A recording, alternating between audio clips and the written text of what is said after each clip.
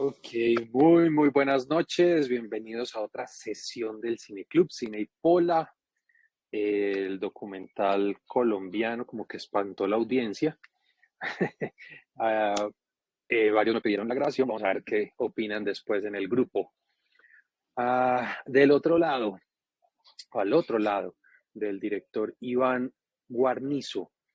Esta es su ópera prima, aunque él había trabajado ya en mundo audiovisual, tenía algunos trabajos previos. Este documental se lanza en 2021 y pues un poco lo usual que ya sabemos en ese contexto, que los documentales colombianos no tienen una gran audiencia, pasan muy invisibles por cartelera. No había tenido la oportunidad de verlo, no lo vi en su momento, también lo confieso, estaba invisible para mí, hasta que Julián lo rescata. Y bueno, además aprovechar que está en una gran plataforma, en RTVC Play. Para quienes no conozcan esa plataforma, pues nada, es brutal. Tiene en cine, pues tanto documental como ficción, de reciente a cosas muy clásicas, muy interesantes. Y lo que más me gusta a mí es la parte de radionovelas. El RTVC Play hace parte de RTVC, que es el sistema de información de medios públicos. Y en 2016 comenzaron un proyecto de restauración de un montón de piezas. En 2019 lanzan RTVC Play y tienen un montón de material disponible gratuito y es fantástico. Radionovelas, entonces uno escuchar Calimán y esas largas temporadas es brutal. En televisión han rescatado, por ejemplo, Bolívar, esa serie magnífica de los 80, la Inés de Hinojosa, tienen varias cosas muy interesantes y sobre todo la trilogía, yo creo que voy a trabajar sobre ellas en Cine Club de Cine Colombiano, la trilogía de Amores Ilícitos, que fue el proyecto de Gabriel García Márquez, en, investigando los anaqueles de los juicios de la época de la colonia y habían amores ilícitos cuando se enredaban con indígenas o con afros y esos generaban pues unos juicios. Esas películas son muy bellas. En fin, RTS Play. Y ahí encontramos al otro lado documental inicialmente estuvo en hot dogs, en algunas muestras pequeñas de festivales, que precisamente para ser un documental tan pequeño logró escalar a muy buenos espacios, a muy buenos circuitos y obtuvo una muy buena crítica de especializada. Más que el público, aquí siempre estamos viendo son reseñas, apreciaciones de críticos que precisamente le hacen muy buenos comentarios, pero pues nada, lo que decíamos ahora, no hay mucho eco de parte del público, de parte como ese pellizco permanente como espectadores. Y en ese recorrido de festivales, además lo que genera un contraste muy interesante, lo voy a retomar más adelante en la reflexión, es precisamente el momento en el que sale y ese contexto político de Colombia, unos años posterior a la firma, cómo ha pasado la evolución y mucho contenido alrededor de ese proceso de paz. Y dentro de ese contenido, unos muy ligeros, otros más inteligentes, más profundos, investigaciones mucho alrededor del proceso, pero no obras con este enfoque. Y quizás es uno de los mayores aciertos, pero lo dejo para más adelante. Arrancar, y yo sé que aquí ya me va a empezar a cortar las orejas, Julián. eh, ¿Qué pasaría si esta película no la vemos, sino que fuera una estructura sonora? Si fuera un podcast, si fuera solo audio, ¿qué pasaría? Y con eso no quiero quitarle o decir que se me malinterprete que no tiene validez lo visual, sino que su gran fortaleza está en su estructura de audio, porque gran parte de los archivos originales son audio. Son las llamadas de extorsión, son las reflexiones en voz en off del director y que los pocos ines que hay, los testimonios como tal, incluso son con cámaras de muy mala calidad, muy baja calidad, por el momento en que se ruedan, porque es en la noche, porque es en una cámara cualquiera, porque son los momentos íntimos de esa familia hablando sobre ese secuestro. Entonces, claro, la fotografía no es lo principal acá, no es la gran carga, pero luego tenemos unos recorridos por el río, unos paisajes y la linterna en medio de esa oscuridad. Y ahí es donde quizás empieza a tomar otra forma ese concepto visual que apoya muy bien lo que en el audio está construyendo una narrativa muy distinta. Es decir, es como que lo visual no tiene que ver con lo auditivo, pero a la vez sí, y sí construye unos conceptos muy bellos. Pienso que el más potente es en la oscuridad y ese fogonazo de la lámpara, donde se siente precisamente el abandono, la soledad, esa oscuridad abrumadora con ese foco de luz en el centro, pues, o enfocando algunos árboles, parte del río, en fin. Eso es muy bonito, ¿sí? Y cuando están ellos, no sé, en algún atardecer, en algún borde de río, y obviamente tener el rostro de este personaje final, ay, se me escapa el nombre, Guaymaral, Julián, ¿lo recuerdas? Eh, Guaymaral, no, la Guaymaral, verdad, sí, güey, sí, pero Güeyma algo. algo. Ok, mil disculpas, hay mil lapsus. El caso es que tener a este hombre en pantalla y lo que le sucede, ese momento de fractura emocional, lo vale todo. O sea, eso ahí el audio no tendría tanto peso sin esa imagen de él. Sí, en el audio sería suponer la fractura, mientras que aquí es verla. Entonces, ¿hacia dónde iba? La fotografía construye elementos muy importantes, pero está es al servicio de toda la estructura sonora.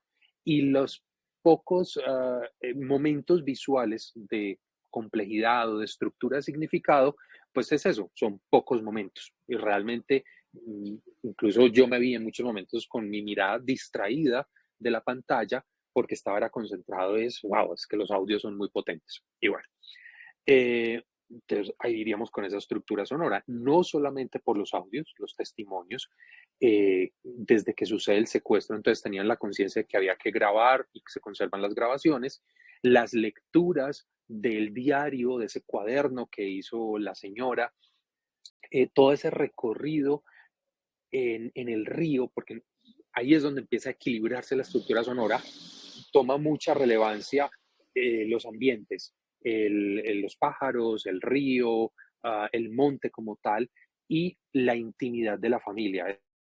Y suena a una cena y las voces desordenadas, no hay un orden, no es una entrevista, es totalmente espontáneo.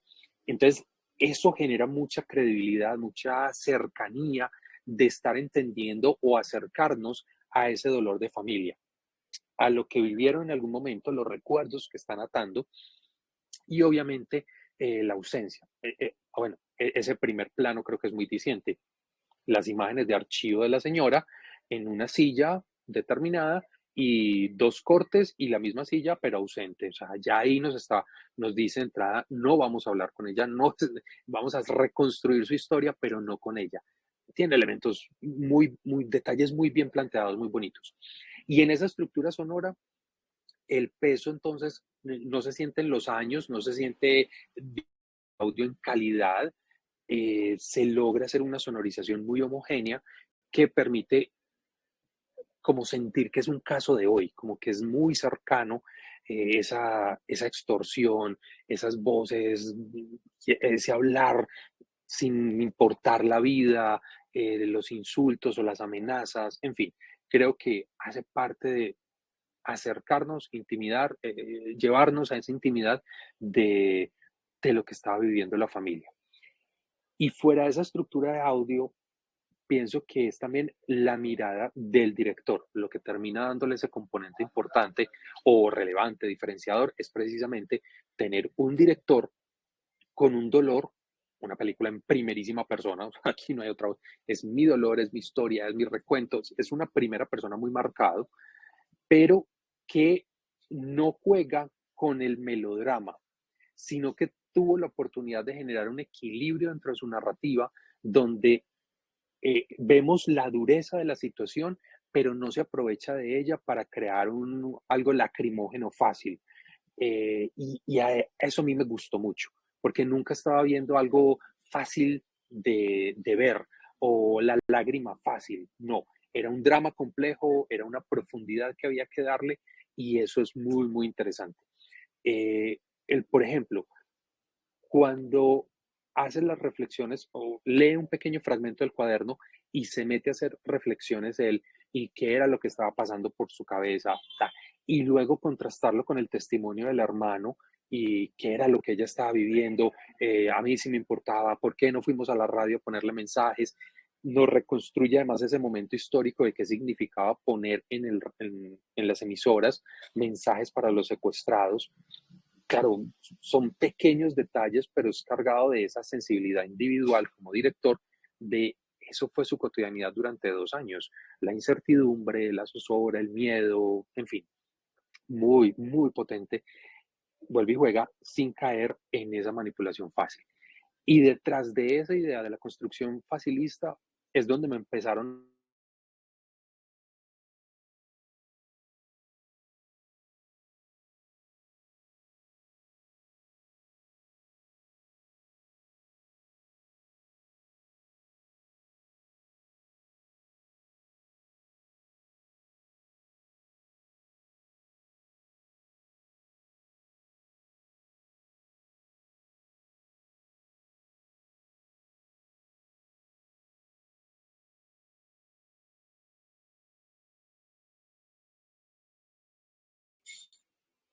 Hola, hola, se me cayó. Profe, quedamos hasta en la construcción facilista, es donde empezaron y ahí ya se fue la señal. Ah, vale, vale, vale. Retomo entonces. ¿Qué otros documentales que sí tienen una reconstrucción facilista que acá no se siente y sí logra ese equilibrio, que es de las cosas más potentes porque se apoya en un elemento muy importante para esos procesos de largo aliento como es el perdón? Y cuando vemos procesos donde se han hecho seriamente todo lo que se construyó en Alemania, Segunda Guerra Mundial, en países de alto conflicto y que empiezan los museos de la memoria, esos procesos de restitución de no solo de propiedades o tierras, sino de causas, valores, de desapariciones, en fin, es muy importante el componente de perdón. Y por ahí leía unas palabras que decía el director, que el perdón no es otorgar, el perdón es una posición personal, individual, y eso está claro dentro de este documental y eso lo hace muy valioso. No, no lo dicen muy desde el comienzo, la mamá antes de morir se perdona todo, o sea, tiene todo en paz, se va tranquila y que los hijos absorben eso y empiecen la búsqueda de esos captores, pero con amor o con cierta aprecio, obviamente hay una indignación, obviamente, y se lo dicen en la cara, yo siento rabia con vos cuando miro este cuaderno, pero también hay una aceptación y un aprecio porque usted la cuidó, o sea, estaba en la inmunda, pero usted también la cuidó y fue parte de su vida y se generaron unos lazos, más allá del síndrome de Estocolmo, porque creo que funcionaba para ambos lados, no era solo el secuestrador, perdón, el secuestrado amando al secuestrador, sino que aquí lo que evidenciamos es que el secuestrador también genera lazos afectivos. Entonces, ese perdón está rodeado de entender una situación mucho más compleja que el mismo diario y el director lo deja claro, es que ellos también eran víctimas de alguna manera. Niños de 15 años a los que les enseña a leer, una niña cargando un fusil, terminan siendo víctimas que siempre están o son victimarios o son víctimas, sí, es una mezcla. Y un conflicto tan complejo como este precisamente está en ambas posiciones. Somos víctimas y victimarios. Eh, ese es un documental que logra entender ese equilibrio. Recuerdo mucho el que presidente en su momento, con bombos y platillos, cerró Cartagena, el Festival de Cine ese año, se le dio mucho, que es El silencio de los fusiles, y que se ha convertido como en el documental ícono para hablar del proceso de paz. ¿Y qué es lo que pasa? El trabajo que hace Natalia Orozco en ese documental es muy interesante en como recuento histórico de un paso a paso. Y lo que nos muestra es efectivamente cómo se acercaron las partes, en qué momento tal, la evolución de la firma, las expectativas, la sonrisa del uno, la sonrisa del otro, pero es un recuento histórico que como documental para apoyar procesos en el colegio, cuando en 5 o 10 años le quieran con nuevas generaciones, ¿cómo fue el proceso de paz? Veas ese documental, es muy buen apoyo pedagógico, si se quiere, desde ahí, pero ausente de alma, ausente de esa conexión real de vibrar, de sentir un dolor, conectarse con un conflicto tan largo y entender esas diversas posiciones. Y aquí Iván lo que hace como director es no solamente señalar, enjuiciar, decir, es que voy detrás de quienes capturaron, no, es quiero conocer porque entendí que ahí se generaron relaciones profundas que ni siquiera voy a entender, pero por lo menos acercarme para poder entender la magnitud y que este pequeño caso, pues obviamente es un reflejo de cantidades, miles de casos que sucedieron durante tantos años en ese conflicto. Entonces, claro, para mí es un documental que se sale de esa línea normal, natural de ver las temáticas, se sale de eso lacrimógeno para ponernos algo realmente íntimo, equilibrado y reflexivo real, o sea, con un pensamiento, con una postura crítica real que nos lleva como espectadores precisamente a entender esa diversidad, a entender la complejidad de un conflicto de por sí complejo. Entonces, es una de esas piezas que más allá de lo estético priman son otros valores, otras composiciones, más allá de la expectativa y de la parafernalia visual que podría tener, es un documento de seguimiento íntimo. Ah, bueno, y lo otro muy importante que también me encantan los documentales, y es cuando se desarrollan largo en el tiempo, cuando son años de seguimiento, cuando este tipo está a punto de tirar la toalla porque lleva un año y medio más tratando de buscar ese contacto y no lo consigue, y hasta que logra realmente anclar, tener el contacto y se va desatando ese momento final. Ese seguimiento, esa interesa, los que se embarcan en esos procesos documentales que saben que es de largo aliento. Y ahí hay que hacer ese reconocimiento. Eso es un valor muy potente porque no se está haciendo ni por fama, ni por los premios, ni porque hay un compromiso aquí. No, es entender que hay el director como cabeza de ese proyecto tiene algo muy personal, un demonio muy fuerte que lo está poniendo, que lo está tratando de interpretar a través de ese grabar y de ese documental. El mismo director lo dice acá en esta película. Empezó a grabar como una manera de hacer exorcismo de eso y se le convierte en un hábito que lo lleva a la final a tener la película. Y seguramente cuando logró estrenar la película fue lograr dejar en paz muchas cosas, él como director, pero también su entorno familiar que estuvieron tan cerca en el proyecto y poder seguir, poder dar ese otro paso. Por eso lo que decía ahora, en esos procesos de perdón, tan importante entender el perdón no como te otorgo un perdón, sino como de asumirlo y vivirlo como perdonar, ¿sí? Y eso que suena tan bonito y tan etéreo, realmente es un paso, es un pequeño giro muy importante en estos procesos. Este documental nos lo muestra de manera genial. Entonces, Julián, te abro micrófonos, cuéntame, que me estabas ahora todo emocionado. ¿Cómo llegaste a este documental? ¿Cómo lo encontraste? Pues Andrés, imagínate que yo siempre estoy revisando las plataformas, tanto Retina Latina, hay una de Argentina que es ARTV, si no estoy mal, no me acuerdo.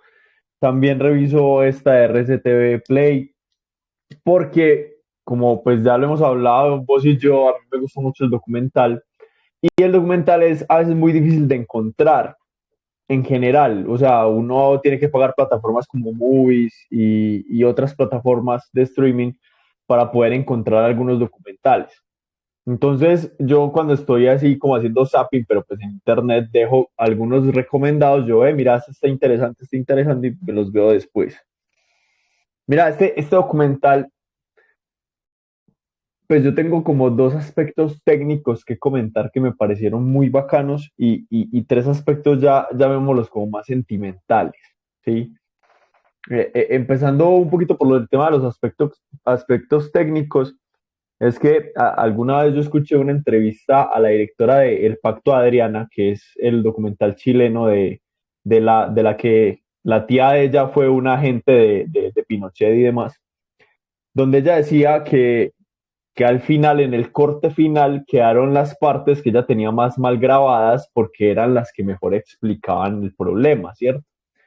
Entonces ella misma también comentaba que a las personas que se enganchan en la trama, si tú tienes una buena historia, la parte técnica te es perdonada, decía ella. Y a mí me parece que este es un excelente ejemplo de eso. O sea, las grabaciones del secuestro, Por ejemplo, cuando ella se sentaba, que él decía cuando ella fue a hacer como la deposición ante el fiscal, que era una cámara horrible también y demás, pero me parece que cumple el objetivo de lo que quieren decir esas partes y de lo que quieren mostrar. Entonces, efectivamente, yo como audiencia les perdono ahí las fallas, pero obvio, son cosas que no me pueden regrabar, entonces uno entiende que no se van a devolver 20 años atrás, 10 años atrás para volver a ese punto. Y por otro lado, yo que he tenido pues la experiencia actual de estar grabando un documental, cuando ellos iban por el río, que un jefe indígena se les acercó y les dijo, eso por allá está muy complicado, ustedes no pueden seguir, hasta acá llegó. Esa frustración que se siente, yo no me imagino cuánto les debió haber valido llegar hasta ese punto, porque sabemos que llegar al tema de la selva colombiana es difícil, el vuelo en avión, los guías, la lancha, o sea, es un proyecto costoso y uno como director o como la persona que está haciendo eso, como, fue madre, no puedo continuar. Y sin embargo continuó viendo como la alternativa de encontrar a esta persona, o no solamente esta persona, él tenía como varios nombres, pero en las listas del proceso de paz solamente encontró, llamémoslo Guayma por el momento, porque no me acuerdo el nombre bien de él, y lo encuentra pero a raíz de que ya había fallado y quién sabe cuántas veces falló más que no nos mostró en el documental, ¿cierto? Entonces es como el acompañamiento de la frustración de él, que el plan y principal o el plan A falla, tener un plan B o hasta un plan C o demás. Es muy interesante esos dos aspectos técnicos Y que me dejaron perdona, pensando Julián, bastante. y es reinventarse sobre la marcha, porque entonces llegan ahí, los frenan en seco, no pueden seguir lo que estás diciendo, la frustración, y entonces ahora que vamos a decir, un recorrido perdido o truncado, pero entonces, ¿cómo sigue la historia? Y cómo hay que reinventarse para volver a encontrarle un norte, más allá de la obsesión o de la motivación que tenga para hacerlo, cómo creativamente darle vida a ese documental. Y además, con lo que mencionas de lo técnico, por ejemplo, esas dos cámaras son muy claras. En esa, cuando los paran en el río, la cámara lejos, como casi escondida, y los otros dándole pues la advertencia, aquí no puede seguir. Claro, es una cámara como que te mete en esa suspicacia de, ay, pucha, ¿dónde están parados? ¿A dónde llegaron? Que no pueden seguir. Esa cámara lejana es muy intimidante. Y Y se la otra notaba cámara, también que tenía el micrófono escondido, sí, porque si sí, era como la voz más de él así, así, y de la persona que le estaba diciendo era como más lejana, y yo, este tiene el micrófono escondido en algún lado. seguro. Y que él mismo decía, no, no queremos grabar ni nada, pero déjenos seguir. Y no, muy intimidante.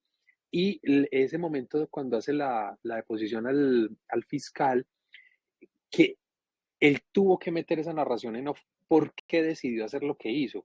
Es decir, que más allá es que no quería escuchar, es el dolor que representaba escuchar a la mamá narrar eso, y él se desconecta y se aísla y se va para terminar detrás de una puerta, de una ventana, pues rodándola a lo lejos. Es el dolor del director, y que en ese momento el documental es como, no, pero escucha, me pesó no haberla escuchado porque ahora estoy reconstruyendo esos pasos. Entonces es como, debía haber escuchado, debía haber estado en ese momento. Es una mirada muy íntima, muy hacia sí mismo, como de su proceso de vida. Me pareció muy bonito eso. Total, o sea, en eso, y ahí es cuando uno entiende, o yo, por ejemplo, cuando uno a veces en las convocatorias le piden desde un principio su guión para el documental. Es muy interesante esa hoja de ruta, porque es que yo entiendo en una obra de ficción que vos más o menos debes saber desde un principio el 80% de las cosas cómo van a pasar. Pero en el documental, por este mismo tipo de cosas, yo veo como en el principio, como, venga, mi objetivo es más o menos este, pero yo no sé qué va a pasar, ¿cierto? Entonces es como muy contradictorio, porque el documental te exige en todo momento estar replanteando el norte, ¿cierto? Entonces, eso en cuanto a aspectos técnicos.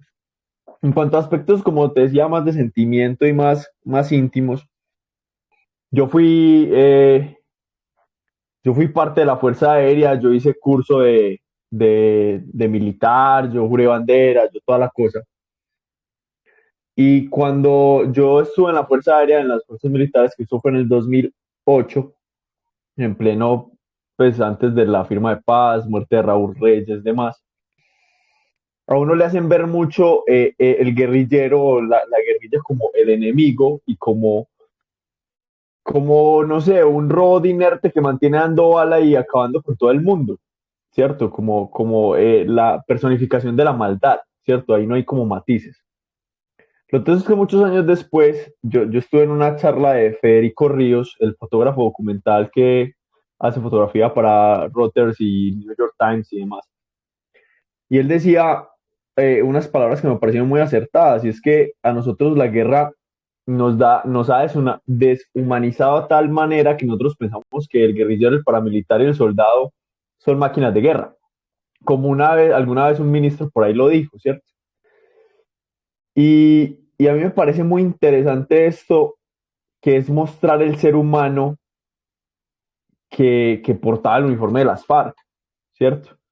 Mostrar el humano, la persona, o sea, que también tiene sentimientos, que sí, o sea, le tocó hacer X cantidad de cosas, pero que le dolían hacerlo también.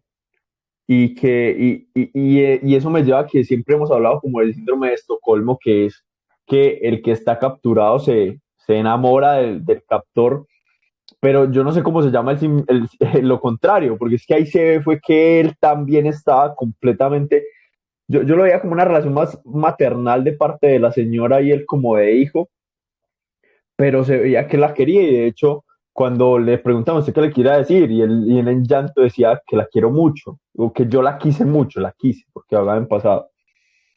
Y que Entonces, casi no lo desata, casi no es capaz de decirlo, o sea, se queda 30 segundos tildado sin poder desatar palabras.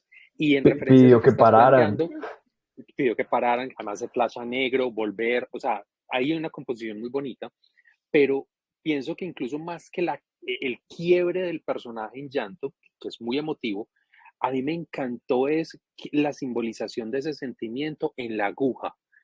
Yo derrito la bala y construyo la aguja para que ella teja. Y, y tejer ¿cómo se llama? Cargar el fusil, el cargador del fusil, Sí, el la portafusil, riata, el portafusil, sí, listo. Wow, de o sea, crochet. la aguja, en crochet además, o sea, la aguja termina siendo ese gran símbolo de perdón, entendiendo la relación de ellos dos. A mí me parece un símbolo brutal y que lo recrean, que él vuelve y hace la aguja ahí con ellos. Y sabes que a mí me parece una gran referencia a la firma de la paz. Si vos te acordás, en la paz se firmó con un balígrafo, que era una bala .50 convertido en un bolígrafo que decía, si las balas marcaron nuestro pasado, el estudio marcará nuestro futuro, algo así. Entonces es como, me parece una referencia muy interesante, obvio, no es literal y tampoco es pensada, pero yo formar una aguja de crochet con una bala, o sea, eso es, a mí me parece poético realmente, una cosa increíble. Y el tomarse como el trabajo de hacerlo, porque mira que en el proceso que mostraron en el documental no era fácil, o sea, no era para nada fácil. Y él con la mano que le habían dado disparos, que tenía el dedo vuelto nada, que tenía que coger así como las pinzas y demás, que me imagino que en ese momento tampoco hubiera sido muy fácil, y menos en la mitad de la selva, imagínate eso, él haciéndole una aguja a una señora. Y con un anzuelo, él decía que yo puse un anzuelo con el que pescábamos, con la aguja y demás. Entonces, a mí eso me parece una de las cosas más poéticas de la película, y más que todo porque no sé si te acordás cuando en el Cineclub vimos apuntes para una película de atracos, si no estoy mal, los de los bancos, que el director le hizo una máscara al que estaba en la cárcel, al atracador, y que yo te comentaba y yo le decía, hombre, yo en el momento no entendía lo poético que era eso, la importancia que le daba al personaje tener su máscara, la medida y demás. Y yo ahora este tipo de cosas, después de mucho tiempo de estar en el club y de ver películas y todas, las entiendo un poquito mejor, siendo yo una persona muy básica, eh, donde, donde todo el trasfondo que tiene eso, o sea, derretir un elemento de guerra para hacer un elemento constructivo, o sea, derretir lo que destruye para hacer lo que construye, es muy bonito, la verdad. Y otro tema que me ponía como a analizar mucho es el tema de la obediencia. Me explico. Justo hace unos días que escuchaba una conferencia de Mario Mendoza, el escritor, él decía que a veces la obediencia o que en muchos casos la obediencia es peligrosa. Y él ponía el ejemplo de los campos de concentración y los juicios de Nuremberg. Cuando los alemanes les preguntaban, ¿usted por qué hizo eso? ¿Usted por qué llevó a judíos a los campos de concentración y demás? Y él decía, yo estaba siguiendo órdenes, ¿cierto? Entonces me parece muy interesante que este señor en el momento desobedeció órdenes para poder salvaguardar la vida de los, en dos ocasiones, para salvaguardar la vida de los que tenía captivos, o sea, porque capturados, porque a él le dijeron, si aparece el ejército, mátelo, no haga nada más. Y él prefirió como alejarse con una chalupa, tirarse al río y no hablar por el radio 3 días pensando que lo habían cogido, que seguir la orden de la gente de arriba. Cosa que también me cuestiona porque es como bueno, yo les hago caso hasta cierto punto, ¿cierto? Yo todavía los tengo capturados, yo sigo siendo de la guerrilla, yo sigo demás, pero a la vez yo no quiero matar a estas personas, entonces no hago caso del todo a lo que ustedes me dicen. Entonces es como una insurrección a medias, ¿cierto? Pero me parecía muy interesante porque habla de los grises, o sea, porque nosotros los seres humanos no somos del todo buenos ni del todo malos, y habla como de esos grises que somos todos, como la pelea del lobo bueno y el lobo malo del interior y que gana el que uno alimenta, ¿cierto? O de todas las culturas pues indígenas como se refieren a este tema. El Dr. Jekyll, Mr. Hyde y todas estas personalidades que hablan de la dualidad de la mente o de la bipolaridad de la mente. Entonces me parecía muy interesante también eso, el punto de vista de defenderlos, pero a la vez le está haciendo captor. Me parecía muy interesante. Súper, Julia. Vos estuviste cuando vimos La Libertad del Diablo, ahora que No, mencionaste lo de las no, máscaras. no Tenés que tengo ver ese que documental, vérmela. pero sí o sí, sí o sí, La La Libertad del libertad Diablo. del diablo, Eh, acá la apunté. entonces, nada, una pequeña reflexión, documental pequeño, pero muy significativo y que creo que con el tiempo va a cobrar mucho más valor. Creo que es como esos buenos vinos que, que nada, va dejando ese buen sabor precisamente porque va madurando un proceso, se pueden dar esas otras miradas frente a un conflicto y como está precisamente parado en una orilla muy diferente que no es el melodrama de lo fácil del conflicto, ni la narración a favor de una de las ideologías, no, simplemente es desde la intimidad de un dolor y a través de ese dolor reflejar el gran cosmos, es un documental que gana muchísimo. A todos muchas gracias, no vas a colgar, a todos muchas gracias y nos estamos viendo. Chao. No vas a colgar. Solo voy a parar la grabación.